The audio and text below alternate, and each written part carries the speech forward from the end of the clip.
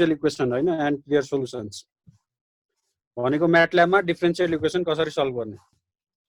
त्यसैले अब differential इक्वेसनको solution एउटा त हामी अब हाम्रो मेन उद्देश्य आजको चाहिँ म्याटल्याबबाट कसरी सोलुसन गर्ने र त्यसको लागि हैन अब आधारहरू तयार गर्नलाई हैन म्याटल्याबले दिएको सोलुसनहरू ठिक हो कि हैन एकचोटि हामी सरसर्ती चाहिँ गो थ्रु गर्छौँ हैन क्लासिकल मेथडबाट कसरी हुन्छ हैन ल्याप्लेसबाट कसरी गर्न सकिन्छ हैन कस्तो टाइपको डिफरेन्शियल इक्वेसनहरू हुन्छ हैन गो थ्रु गर्छौँ हामी।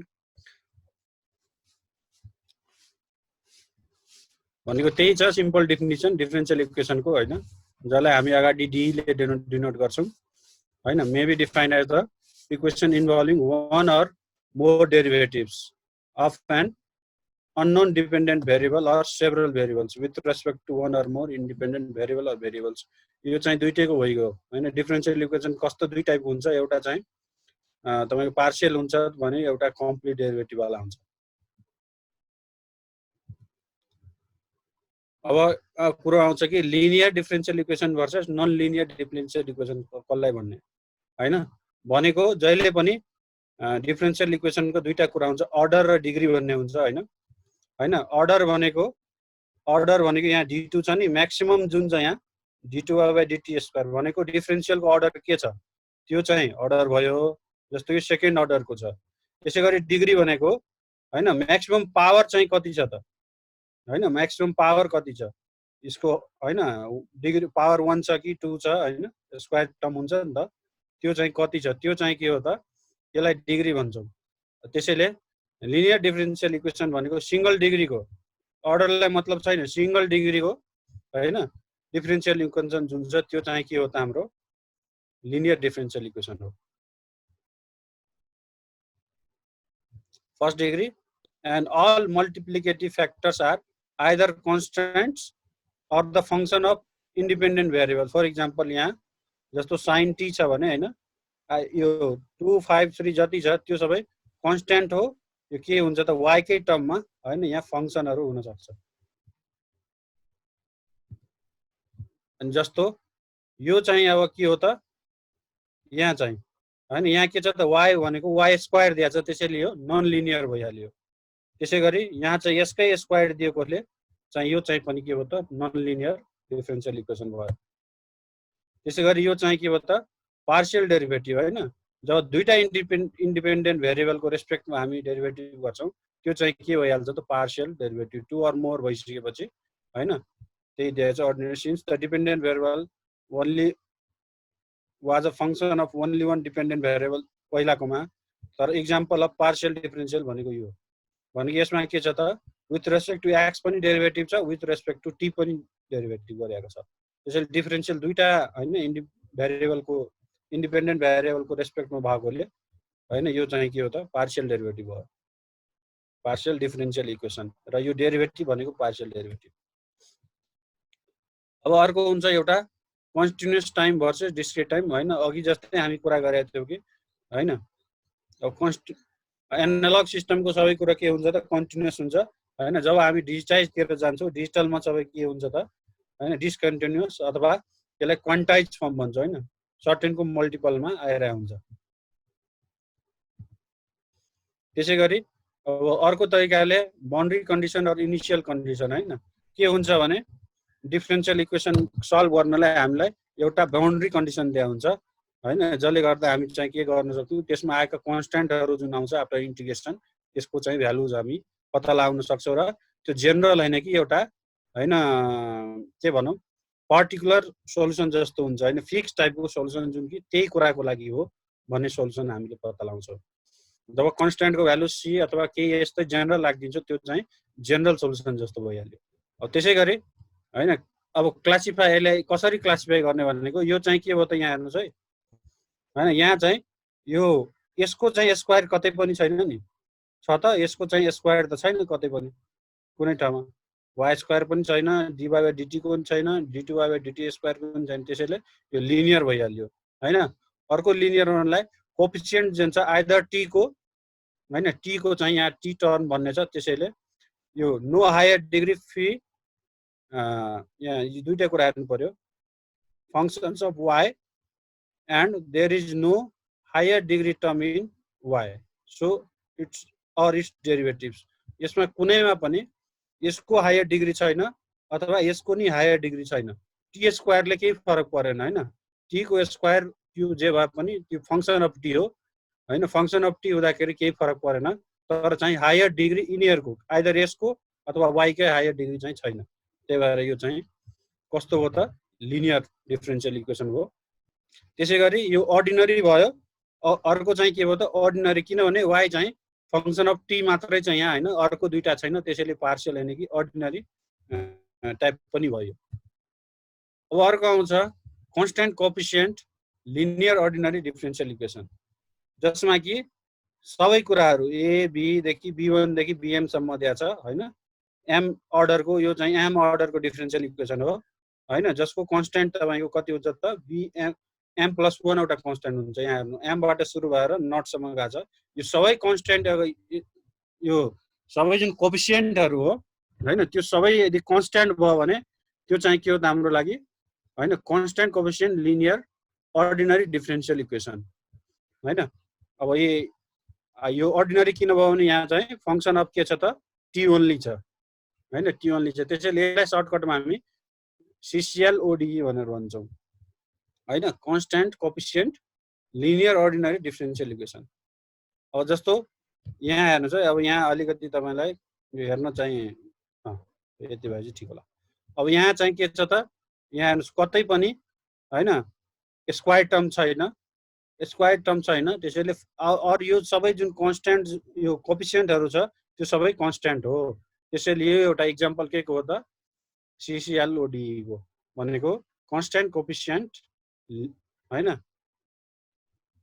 लिनियर अर्डिनरी डिफरेन्शियल इक्वेसन हैन। अब अर्डिनरी किन भयो त, यहाँ चाहिँ फंक्सन अफ टी मात्रै छ, अरु दुईटा फंक्सन चाहिँ छैन। y is only the function of T.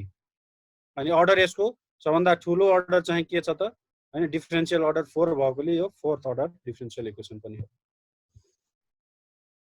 अब कसरी सल्युसन हुन्छ त क्लासिकल टाइम हैन, क्लासिकल मेथडबाट कि एउटा के हुन्छ त यस्तो हामी भन्थ्यौ नि कि सिम्पली चाहिँ के हुन्छ त भेरिएबल सेपरेट भइहाल्छ, डी चाहिँ dt चाहिँ t सँग गइहाल्यो हैन, y छुट्टै भएकोले हैन, यो चाहिँ यसको चाहिँ हामी डिफरेन्शियल निकाल्न सक्छौं। र यो अर्डर के को भएकोले यसलाई दुईटैतिर के छ त के टाइम चाहिँ इन्डिकेसन गर्नुपर्छ। अब त्यसैगरी यहाँ के दिया छ भने height h at t equals to 0, यो पनि एउटा इनिशियल कन्डिसन हो। यहाँ चाहिँ एउटा के दियो त इनिशियल कन्डिसन दियो र यसमा चाहिँ an object is dropped from the height h at t equals to determine the velocity v and displacement y हैन। अब dv by dt हैन, यो एक्सेलरेसन भनेको एक्सेलरेसन ड्यू टु ग्राभिटी हुन्छ, त्यसैले त्यसलाई उले g मान्यो। र यहाँबाट उले के नि भेरिएबल सेपरेट गरेर हैन dv g त कन्स्ट्यान्ट हो हैन, कन्स्ट्यान्ट भइसकेपछि dv र dt मात्रै हो। त्यसैले v gt plus c1, c1 को भ्यालु कहाँबाट आयो त इनिशियल कन्डिसनमा राख्ने बित्तिकै हैन at t equals to 0, h चाहिँ कति हुन्छ त 0 भएकोले c1 चाहिँ कति छ त 0 छ।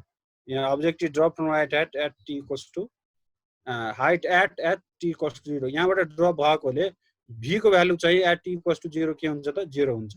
किनभने त्यो बेला चाहिँ ड्रपै गर्यो, ड्रप गर्नु अगाडि त त्यो चाहिँ मोसनमा थिएन। त्यसैले यो कुराहरु तपाईहरु राम्रै जान्नुहुन्छ हैन, मैले भनिराख्नु पर्दैन। अब सरस्वतीमा अगाडि गए हैन, यसकै चाहिँ कन्टिन्युएसन के हो भन्ने त यसलाई सल्युसन त गर्नु पर्यो t को टर्ममा। त यी dy by dt भनेको gt आइसकेको थियो, dy भनेको gt, यहाँबाट हेर्नु है v भनेको gt आयो हैन, v इक्वल्स टु gt भयो।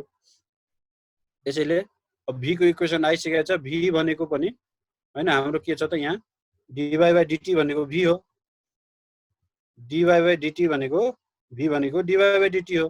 त्यसैले यो इक्वेसनलाई यो जुन आइसकेको इक्वेसन छ v इक्वल्स टु gt, त्यहीबाट dy by dt equal gt अनि गर्दाखेरि यो चाहिँ आयो हैन। अब यहाँ चाहिँ त्यो बेला डिस्प्लेसमेन्ट पनि कति हुन्छ सर्टेन हाइटमा छ, खसिसकेपछि मात्र नै डिस्प्लेसमेन्ट चालु हुन्छ। सुरुमा डिस्प्लेसमेन्ट चाहिँ 0 भएकोले c2 पनि 0 भएको हो। र लास्टली उसको के आयो त y equals to half gt square हैन, कति हाइटमा छ कति टाइम पछि भनेको यो इक्वेसनले हामी निकाल्न सक्छौं। अघिको त्यो त एउटा इक्वेसन दिएर गरेको थियो भने अब यो के छ त यहाँ चाहिँ एउटा ग्राफ दियो हैन, ग्राफमा यसरी चेन्ज भइरहेछ एक्स वाई को रेस्पेक्टमा v चाहिँ यसरी छ v को भनेको v लाई हामी v को चाहिँ in terms of X and Y चाहिँ हामी के गर्न सक्छौं त वाई डाइरेक्सनमा डिस्प्लेसमेन्ट कति छ त भनेर निकाल्ने छ हैन। भनेको v लाई यसरी दुईटा पार्टमा हामी गर्न सक्छौं हैन। त्यही अनुसार चाहिँ अगाडि बढ्दै जाँदाखेरि उले के गर्यो त सोलुसन लास्टमा निकाल्यो यति सोलुसन भनेर आयो। त्यसैगरी एक्स को रेस्पेक्टमा चाहिँ उसको सोलुसन चाहिँ यति आयो र एउटा सर्टेन भेलोसिटीमा फ्याकिसके पछाडी हैन vx चाहिँ कन्स्ट्यान्ट छ हैन र यो चाहिँ y यति छ भने यो चाहिँ के को हो त तपाईहरुले प्रोजेक्टाइल थाहा होला त्यसको इक्वेसन हो। त्यसलाई अब कसरी सल्भ गर्ने अब यो त सिम्पल थियो। अब एउटा कन्स्ट्यान्ट जुन हामीले CCLOD भनेर गरेका थियौं constant coefficient linear ordinary differential solution त्यसलाई सल्भ गर्न हामी के गर्छौं त एउटा होमोजिनियस सोलुसन निकाल्छौं अर्को पार्टिकुलर सोलुसन निकाल्छौं हैन। क्लासिकल मेथडबाट त्यसरी गर्छौं homogeneous solution equating this to be 0 हैन हामी निकाल्छौं भने पार्टिकुलर सोलुसन चाहिँ यो के दिएछ त्यो अनुसार चाहिँ फरक हुन्छ हैन। भनेको होमोजिनियस सोलुसन इक्वेटिङ त्यो फंक्सनको भ्यालु 0 राखेर चाहिँ हामी निकाल्छौं हैन। भनेको होमोजिनियस सोलुसन यो टाइपको आउँछ। यदि यस्तो सजिलो छ भने हैन होमोजिनियस सोलुसन 0 इक्वेट गरिसकेपछि यस्तै आउँछ। अब क्यारेक्टरिस्टिक्स इक्वेसन अब क्यारेक्टरिस्टिक इक्वेसन भनेको एउटा के भन्छ भने हैन p को अर्डर जति छ p को पावर त्यति राख्ने हैन। अर्डर जति छ हैन p भनेको dy/dx अर्डर जति छ यहाँ चाहिँ के गरिन्छ भने पावरमा त्यति राखिन्छ र त्यसलाई सोलुसन त्यो इक्वेसन नै त्यसलाई इक्वेट गरेर त्यसरी फर्म भएको इक्वेसनलाई 0 सँग इक्वेट गर्दाखेरि त्यही चाहिँ के हो त क्यारेक्टरिस्टिक्स इक्वेसन हो। अब जस्तो अब m वटा रुटहरु जस्तो यसको चाहिँ पावर कति छ त्यहाँ m छ भने m डिग्री पोलिनोमियल हो यो अहिलेलाई हाम्रो p को हैन जहाँ भेरिएबल के छ त p छ त्यसैले यसको रुटहरु कतिवटा छ m वटा आउँछ। m वटा रुट भएकोले हामी यसरी लेख्न सक्छौं यसलाई किनभने p इक्वल्स टु समथिङ आउँछ नि त p भनेको त के हो dy/dx हो र हामीलाई अघि नै सिम्पली त्यो त्यसको चाहिँ इक्वेसनको सोलुसन यस्तो हुन्छ भनेर हामीलाई थाहा छ। त्यही भएर हामी चाहिँ यसलाई यसरी चाहिँ डिनोट गर्न सक्छौं। त यसरी चाहिँ के निकाल्छ भने होमोजिनियस इक्वेसन चाहिँ हैन हामी निकाल्न सक्छौं। त्यसपछि पार्टिकुलर सोलुसन अब पार्टिकुलर सोलुसन के हुन्छ भने कस्तो फर्म छ त कुनै कन्स्ट्यान्ट छ या त कन्स्ट्यान्ट इन्टु हैन त्यो भेरिएबल छ अथवा भेरिएबलको स्क्वायर छ अथवा त्यसमा हैन कस एंगल कस को एंगलमा दिएको छ अथवा साइन को एंगलमा दिएको छ अथवा एक्सपोनेन्शियल छ त्यो अनुसार चाहिँ यस्तो चाहिँ सोलुसन आउँछ है भनेर उले दिएको छ। यो अनुसारको सोलुसन हामीले एज्युम गर्ने त्यसपछि हाम्रो यो जुन सोलुसन यो उले बाउन्ड्री कन्डिसन अथवा इनिशियल कन्डिसन दिएको छ त्योबाट अरु भ्यालुहरु निकाल्ने हैन। भनेको कसरी गर्ने त the form of particular solution is substituted in the D and its constant are determined त्यही हो कुरा हैन। The homogeneous and particular solution are combined and the arbitrary constant for homogeneous solution are determined from boundary and initial condition। मैले त्यही भने boundary र initial condition चाहिँ के गर्छ भने टोटल सोलुसन हामीले एउटा सेट तयार गरिसकेपछि जुन हामीले के छ भने तपाईको यो जुन दिया हुन्छ त्यहाँ इनिशियल कन्डिसनहरु त्यो युज गरेर कन्स्ट्यान्टहरुको भ्यालु निकाल्ने र अर्को यसले के भनेको छ भने यहाँ पार्टिकुलर सोलुसनको कन्स्ट्यान्टहरु चाहिँ डिफरेन्शियल इक्वेसनमा सब्स्टिट्युट गरेर निकाल्ने। जस्तो एउटा हेरौं हैन यहाँ चाहिँ के छ त एउटा डिफरेन्शियल इक्वेसन हो यो कति डिग्रीको 1 डिग्री अर्डरको हो हैन 1 डिग्री अर्डरको हो। त्यही भएर यसको चाहिँ उले के गर्यो त उले हामीलाई के दिएको छ त यो इनिशियल कन्डिसन दिएको छ y0 भनेको 10 हुन्छ।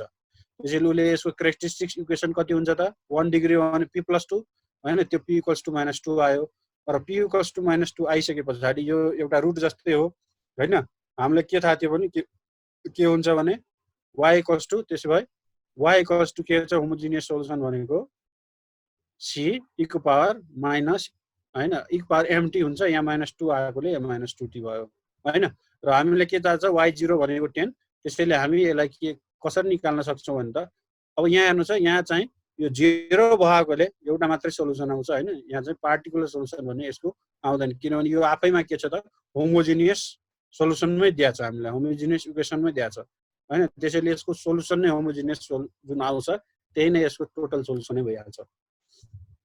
त्यही भएर अब यहाँ चाहिँ यो भ्यालु सब्स्टिट्युट गरेर y0 हैन 0 को भ्यालु सब्स्टिट्युट गर्दाखेरि यहाँ चाहिँ कति आयो त यति आयो यो इक्वेसनमा तपाईले 0 सब्स्टिट्युट गर्नु भने 1 भइहाल्यो, y भनेको 10 हुन्छ, त्यसैले c = 10 टोटली सोलुसन चाहिँ यो आयो। त्यसैगरी अब एउटा त्यही इक्वेसनमा हैन अब 0 छैन यहाँ के छ त 12 छ, 0 छैन के छ 12 छ हैन। त्यसैले अलिकति म प्रिभियस स्लाइडमा गए, यहाँ हेर्नुस् है, कन्स्ट्यान्ट भइसकेपछि के हुन्छ त a मात्रै आउँछ हैन। सोलुसनमा एजुम चाहिँ के गर्नुपर्छ a मात्रै आउँछ भनेर एजुम्सन गर्नु पर्यो हामी, अनि यो त्यही अनुसार लगेको छ। अब त्यसैले अब यो यहाँ के दिएछ त, यो दिएछ यो बाउन्ड्री कन्डिसन त्यही हो, तर यहाँ चाहिँ 12 दियो हैन। त्यसैले उले हैन अब होमोजिनियस त पहिले हामी निकालिसके हौं c - 2t, त्यसैले उले त्यही यसले राखिदियो, किनभने यो सोलुसन अगाडि नै हामी होमोजिनियसको गरिसकेका छौं हैन। त्यसैले यो चाहिँ यो युज गरेर उले यो राखिदियो। अब y = a उले यहाँ yp = भन्ने पार्टिकुलर सोलुसन a मान्यो, जुनले उले पहिले भनेको हो। अब चाहिँ के हो त हेर्नुस् त, yp भनेको अब a मान्छ भने यहाँ के हुन्छ, यो y को सोलुसन a हो हैन, र 0 = हैन 2a + 12। अब a भनेको के हो त, यो कसरी निकाल्ने भन्ने म भनिदिन्छु। a भनेको त कन्स्ट्यान्ट हो हैन, कन्स्ट्यान्ट भइसकेपछि कन्स्ट्यान्टको यहाँ पनि भ्यालु राखियो उले। यो इक्वेसनमा सब्स्टिट्युट गर्ने हो यसलाई हैन। सब्स्टिट्युट गर्दाखेरि हैन dy/dt निकाल्दाखेरि कुनै कन्स्ट्यान्टको डेरिभेटिभ त के हुन्छ 0 हुन्छ हैन।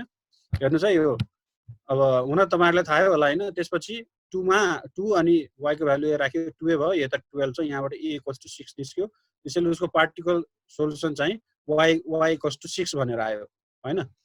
अब दुईटै एड गरेर टोटल सोलुसन आउँछ। त्यसैले अब चाहिँ के भयो त, c e को पावर -2t + 6 चाहिँ टोटल सोलुसन आयो।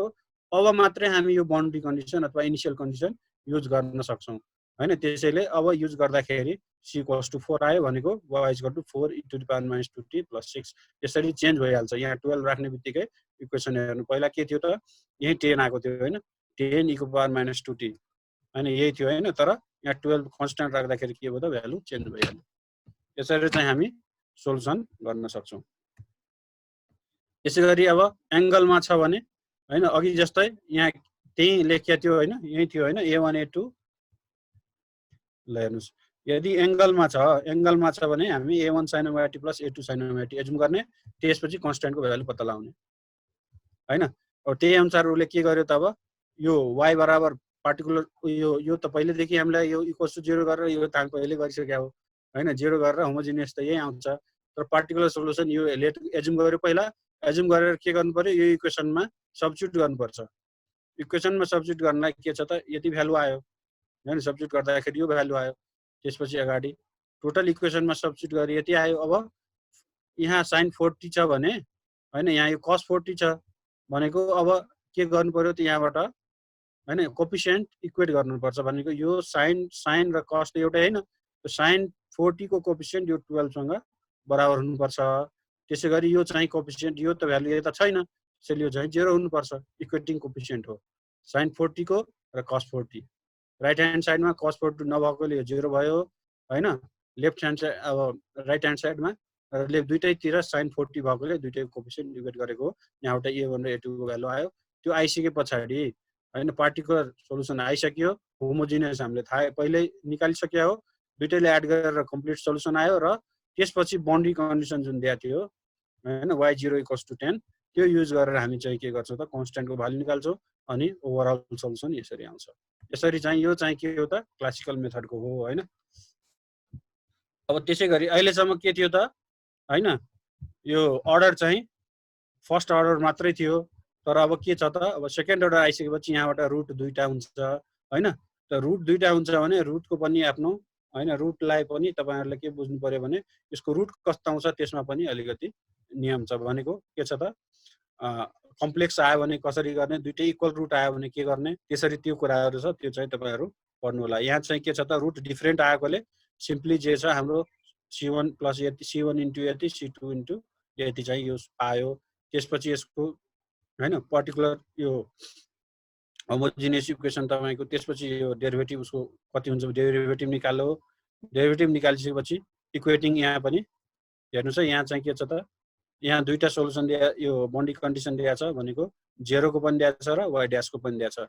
अनि यो चाहिँ होमोजिनियसै हो, त्यसैले यसमा पार्टिकुलर सोलुसन हामीले निकाल्नु पर्दैन हैन। त्यसैले सिधै यो निकालिसकेपछि हामी कतातिर लाग्नु पर्यो त अब कन्स्ट्यान्ट चाहिँ कन्स्ट्यान्टहरुको भ्यालु पत्ता लगाउनुलाई अब y0 को भ्यालु दिएको छ हैन y ड्याश को भ्यालु दिएको छ त्यसैले यहाँ चाहिँ अब ड्याश y ड्याश 0 भनेको 0 छ भनेको 0 इक्वल्स टु यहाँ त t को टर्ममा के राख्नु पर्यो 0 0 राख्नु पर्यो भने यहाँ -c1 -2c2 भन्ने आउँछ त्यसपछि y0 इक्वल टु 10 छ त्यसैले यो 10 इक्वल्स टु c1 + c2 आउँछ त्यही हो c1 + c2 0 equals to -c1 -c2 यहाँबाट c1 र c2 को भ्यालु निकाल्यो अनि त्यसपछि चाहिँ के गर्यो भने डिफरेन्शियल इक्वेसनको टोटल ओभरअल सोलुसन आयो यसमा पार्टिकुलर निकाल्नु परेन किनभने यो अलरेडी होमोजिनियस फर्ममै छ त्यसपछि त्यसैलाई होमोजिनियस फर्मबाट निकालेर अब के गर्दियो त हैन एउटा चाहिँ डिफरेन्ट चाहिँ अब यहाँ कन्स्ट्यान्ट भनेर राखिदिएपछि अब यो होमोजिनियस रहेन यसमा त्यसैले यसमा चाहिँ दुईटा सोलुसन आउँछ पार्टिकुलर सोलुसन आउँछ र होमोजिनियस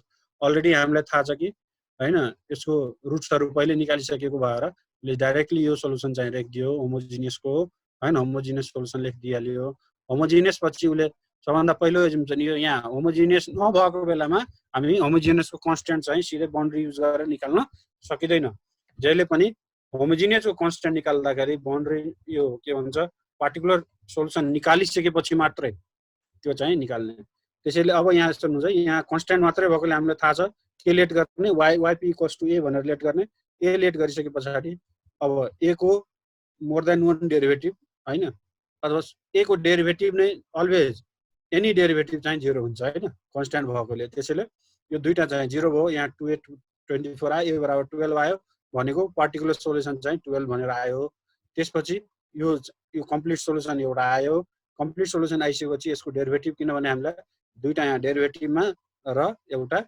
y मा y को टर्ममा इनिशियल कन्डिसन दिएकोले हैन हामीले डेरिभेटिभ र y को टर्ममा यो निकाल्यौं यो निकालिसके पछाडी यहाँ 0 राख्ने बित्तिकै यो 10 भयो अनि यो c1 + c2 + 12 भन्ने हुन्छ दैट इज इक्वल टु 10 त्यसपछि यो के भयो त यो 0 भयो 0 इक्वल्स टु -c1 -2c2 भन्ने हुन्छ र त्यो दुईटाले सल्भ गर्दाखेरि c1 c2 को भ्यालु आयो र टोटल ओभरअल सोलुसन जुन छ यसरी चाहिँ आएको कम्प्लिट सोलुसन अब यो चाहिँ होमोजिनियस सोलुसन भनेको नेचुरल रेस्पोन्स पार्टिकुलर भनेको फोर्स रेस्पोन्स यो कुराहरु चाहिँ तपाईहरुले जानकारी भएकै कुरा हो हैन त्यसैले यो चाहिँ मलाई यहाँ भनिराख्नु पर्दैन यसैगरी स्टेबिलिटीको रेस्पेक्टमा नेचुरल रेस्पोन्स भनेको ट्रान्जिएन्ट रेस्पोन्स हुन्छ भने फोर्स रेस्पोन्स भनेको स्टेडी स्टेट रेस्पोन्स भनेको जुन हामीले भनेको यो चाहिँ नेचुरल रेस्पोन्स चाहिँ कसको हो त हैन भने होमोजिनियस सोलुसन हो त्यसैगरी फोर्स भनेको पार्टिकुलर सोलुसन हो यो दुईटा चाहिँ त्यसरी आउँछ हैन अब classification of roots of characteristics मैले अघि भनेको थिए सबैको फरक हुन्छ भनेको first order and real first order and complex including purely imaginary multiple order and real हैन मल्टिपल अर्डर एन्ड कम्प्लेक्स अब सरसर्ती हेर्दै जाउँ हैन जस्तो यो चाहिँ अनि इन्भेस्टिगेट प्रपर्टी यो यसमा चाहिँ दुईटै डिफरेन्ट छ डिफरेन्ट भएकोले यो यसरी चाहिँ राखौ अनि सोलुसन निकाल्नु म भन्दै जान्छु त्यसपछि सेकेन्ड अर्डर हैन यस्तो सेकेन्ड अर्डर छ भने अब के गर्ने फर्स्ट अर्डरमा डिफरेन्ट आयो भने भइहाल्यो हैन सेकेन्ड अर्डरमा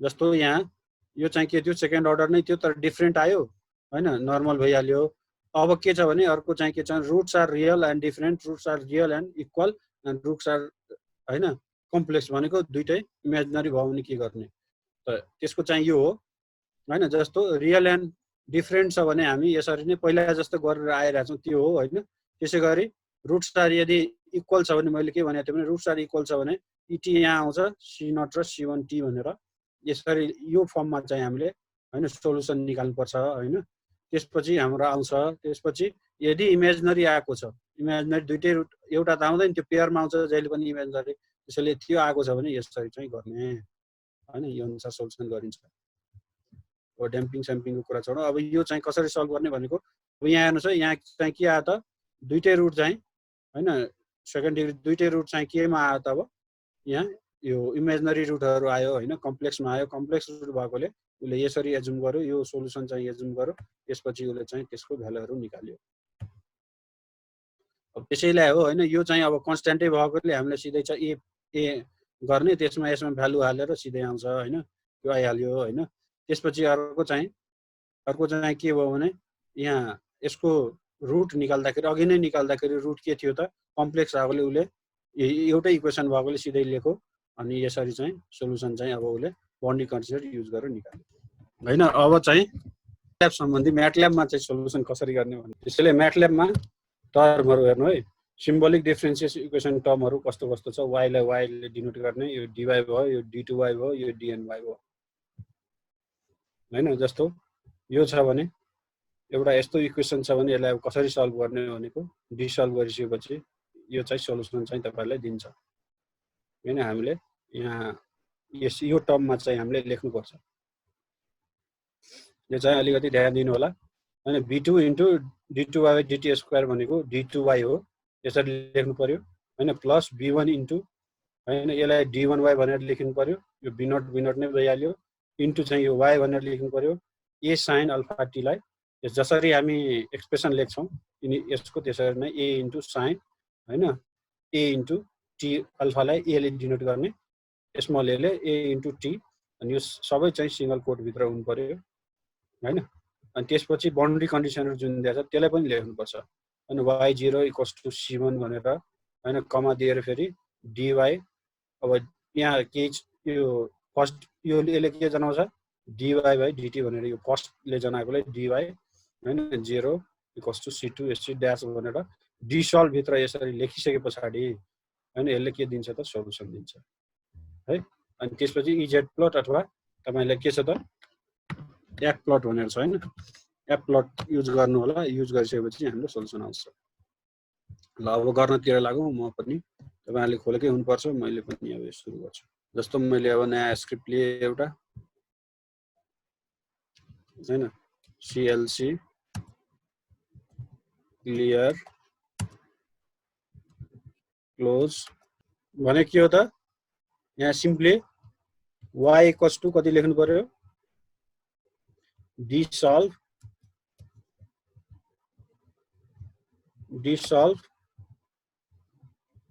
अब यो dy/dt लाई capital D small y dy plus हैन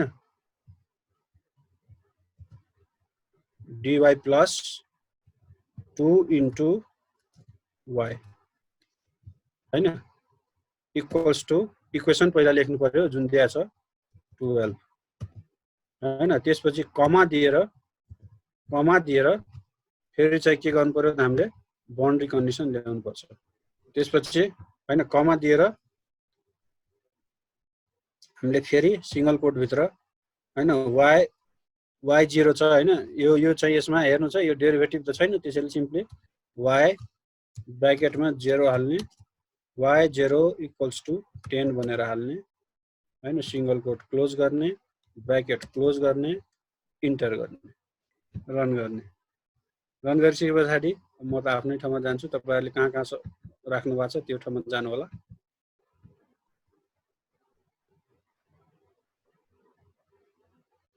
ल हेर्नु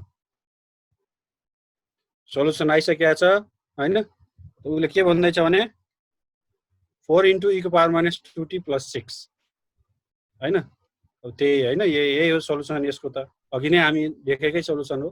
त्यसैले मलाई के लाग्छ भने अघि जुन क्लासिकल मेथडबाट हामीले गराएर देखाएको थियो हामीले जुन स्लाइडमा हेर्यौं त्यही चाहिँ उले यसबाट सल्भ गरेको छ हैन। त्यसैले अब यिनीहरुलाई के गर्नु पर्यो त सेमिकोलन हाल्दै हैन हामी अगाडि बढ्दै जानु पर्यो अथवा यो जुन लाइन छ नि यसलाई हामी के गर्छौं त कमेन्ट दिँदै नेक्स्ट गरेर जाँदै गर्छौं।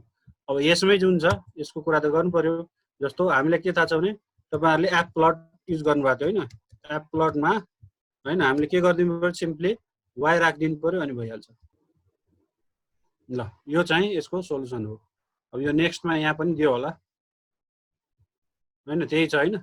अब उसको चाहिँ अब 0 बाट सुरु भएकोले माथि देखियो यो चाहिँ अब 0 छ नि त यहाँ x एक्सिस पनि अब 0 बाट छ हैन त्यही भएर त्यहाँ माथि पुगेको हो हैन हामीले यो पनि यता 0 लग्यो भने के हुन्छ त माथि पुग्न जान्छ हैन आखिर त यो एक्सप्रेसन त एउटै हो त्यसैले त्यो त प्लट त एउटै आउँछ हैन। आज एउटैमा गर्छौ अब के गर्नु पर्यो यसलाई हामीले कमेन्टमा राख्दिनु पर्यो यसलाई चाहिँ कमेन्टमा हाल्दिनु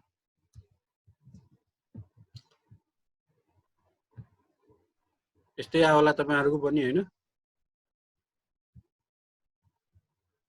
त्यसपछि अब नेक्स्ट तिर जाउँ।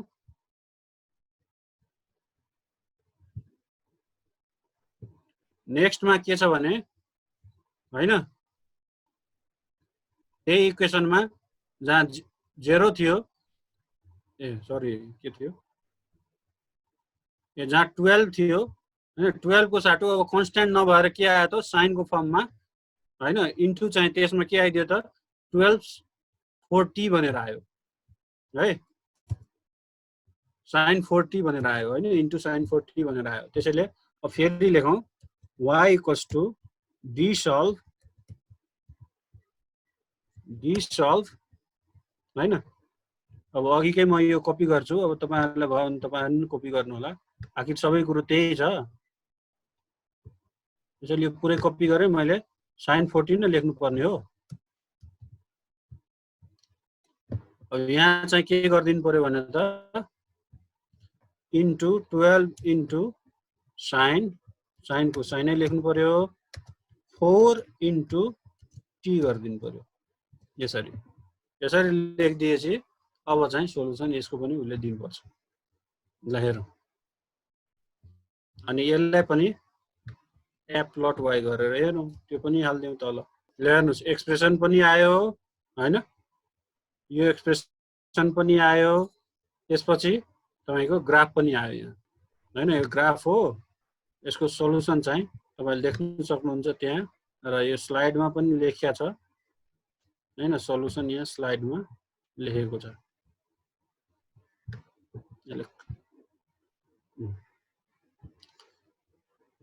हैन यसरी प्लट गरेर पनि हामी हेर्नु। अब एक दुईटा अझै यसमा यो डी सल्भले त अब तपाईहरुलाई थाहा भइसक्यो कि यसले सल्भ गर्न सक्छ हैन। किनभने कुन मेथडबाट गर्नुपर्ने हो त्यो चाहिँ हाम्रो लागि त्यो टेन्सनको विषय भएन। त्योले म्याटल्याबले आफै कुन डिग्री हो के हो पत्ता लगाएर गर्छ हैन। खाली हामीलाई यसको क्वेशन जे छ त्यसलाई प्याटर्नमा लेखिदिनु पर्यो। सबैजनाले यो एक्सिस पनि त्यसमा डिफाइन गरिदिनु होला है।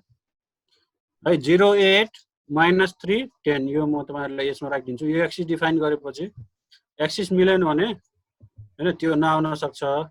साइन कस भइसकेपछि त असिलेसन त देख्नु पर्यो।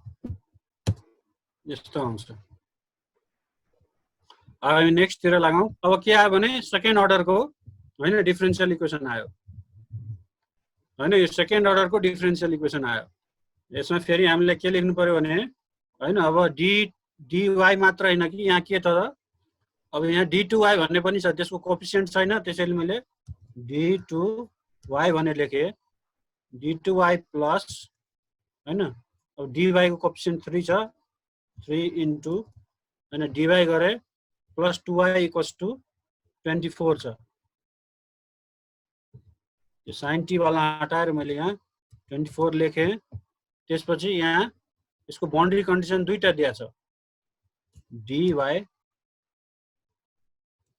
क्यापिटल D यो पनि सिंगल कोट भित्र dy हैन dy कति छ त 0 = 0 अनि सिंगल कोट क्लोज गर्ने। त्यसपछि यसमा y0 त 10 नै छ हैन। अब यसलाई चाहिँ के गर्नु पर्यो यसलाई रन गरिदिनु पर्यो। ल हेर्नु आइसक्यो। कति आयो त अब ग्राफमा केही देखिएन हैन। त्यसैले म एकचोटी के गर्छु त यसलाई क्लोज गरेर एक्सिस जुन छ त्यसलाई चाहिँ कमेन्ट बनाइदिन्छु। किनभने हामीलाई रेन्ज कतिमा आउँछ भने थाहा छैन हैन। -5 to 5 to यदि आएको छ भनेको माइनस हैन y एक्सिस चाहिँ यदि हामीले -10 बाट लियो भने के देखिएला र x एक्सिस चाहिँ हामी कहाँबाट ल्याउँ त त्यो -5 to 5 राखौं। x एक्सिस -5 to 5 हैन। यो चाहिँ -10 देखि 10 सम्म राखौं। अब हेरौँ के आउँछ। माथि कर्वै माथि गइसक्यो शिफ्ट भइसक्यो। यसलाई 100 जति राख्दिउँ न आफै आउँछ नि। ए 10 बाट त 0 हुँदै 10 आउँछ त त्यो भन्दा त सबै माथि नै छ। हो ठिक छ। अब यो चाहिँ के थियो त 10 थियो, यसको चाहिँ 24 थियो भने अब फेरि अब साइन कस के हामीलाई हेरौँ के छ। सेकेन्ड डिग्री नै हो यो पनि हैन, सेकेन्ड डिग्री हो 520 र y ड्यास चाहिँ y ड्यासको भ्यालु अब 0 छैन कि y ड्यासको भ्यालु 10 छ। y ड्यासमा 10 राख्दिउँ। यसैलाई कन्ट्रोल जेड गर्नु पहिला। यसलाई कपी गर्छु म हैन, यसैलाई अब यो दुईटालाई पहिला पेस्ट गरिदिउँ।